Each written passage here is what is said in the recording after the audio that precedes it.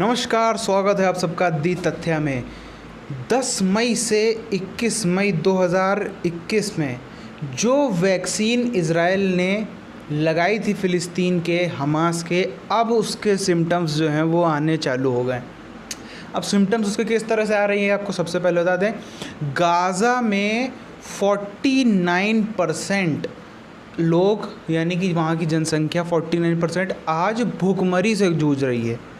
भूखमरी से जूझ रही है, जो कि लगभग 1 महीना हुआ है ख़त्म हुए इस पूरे ये इज़राइल फ़िलिस्तीन कॉन्फ्लिक्ट को।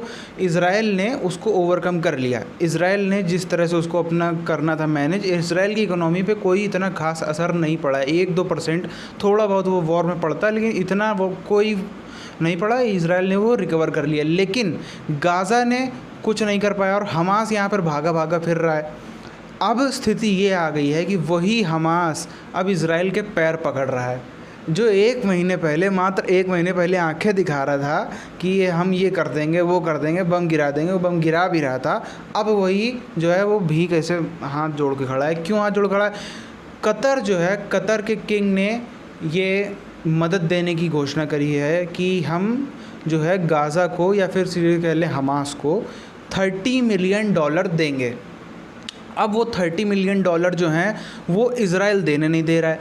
इज़राइल बीच में रुका हुआ है। इज़राइल ने साफ़ तौर पर मना कर दिया है कि इसको दोगे तो कतर की और जो हमारे इससे संबंध ख़राब है वो आपसे भी ख़राब हो जाएंगे। इज़राइल ने खुली चुनौती दे दी है कतर को। अब कतर भी ये देख के पीछे हो गया, एक कदम उसने भी पीछे हटा लिया।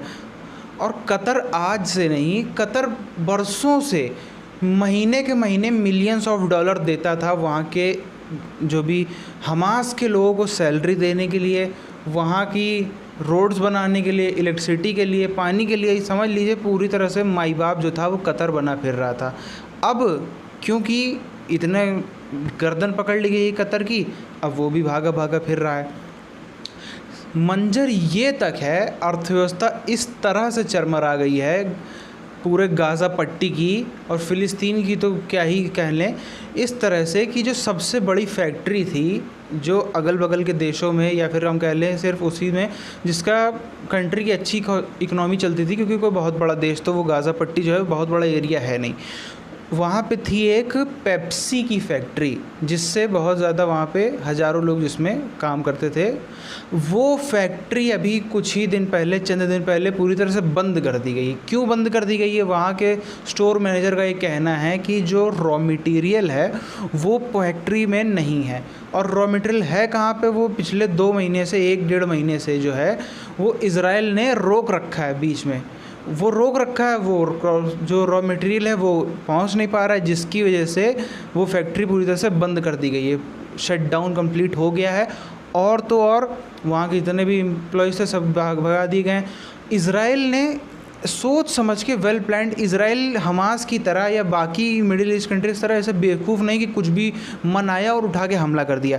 इज़राइल ने बड़ा ही सोच समझ के वेल प्लान्ड तरीके से 11 दिन में इतना तहस नहस कर दिया। लगभग 240 का जो ऑफिशियल डेटा है, 240 प्लस 240 प्लस लोगों को वहाँ के जंग में फ़िलिस्तीन के गाज़ा के मारे गए हैं। उसके ऊपर कितने घायल हैं, लगभग उसकी संख्या 1000-1500 के करीब घायल की संख्या है, जो कि ऑफिशियल है। हो सकता है इससे ज़्यादा भी अभी हो, जिसकी कोई गारंटी नहीं, तो ऑफिशियल संख्या ये है।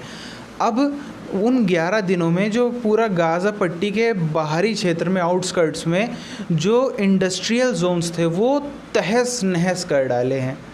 इज़राइल ने उन पे एयर स्ट्राइक कर करके फैक्ट्रियाँ तहस नहस कर डाली हैं कि अब वहाँ पे फैक्ट्री का क्या, एक दरवाजे का एक कमरा भी नहीं बचा है। ये स्थिति वहाँ पे इज़राइल ने कर डाली है। अब जो हमास पूरे दिन मिडिल ईस्ट का गुंडा बना फिर रहा था, आए दिन डिस्टर्ब करता रहता था, अब वो पूरी तरह से घुटनों पे आ गया है। यही मॉडल सबसे बेस्ट है आतंकवाद को मिटाने के लिए, जिसको इज़राइल ने, या हम कह लें नेतन्याहू जी ने, जाते जाते अपने देश में अप्लाई कर दिया। इस वीडियो को फ़िलहाल हम यहीं पर ख़त्म करते हैं। चैनल को सब्सक्राइब करके बेल आइकन दबा लें। बार बार बोलने की ज़रूरत नहीं पड़ती, आप लोग खुद से ध्यान से दबा लें। जय हिंद।